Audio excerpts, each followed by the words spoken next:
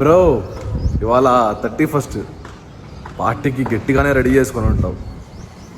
So ఇదే date నీకు ఎంజాయ్ని ఇస్తుంది, నీ సావుని కూడా కోరుకుంటుంది.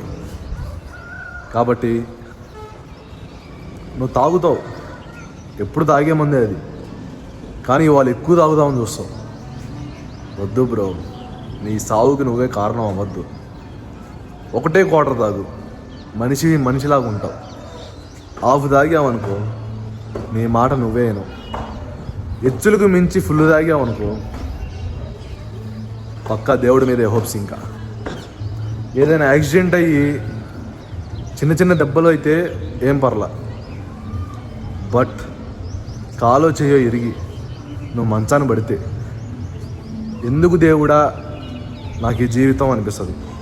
అంటే ఈ 31st డేట్ నిన్ను ఏ విధంగా మారుస్తుందో చూడు, ఎంత స్ట్రగుల్ చేస్తుందో చూడు.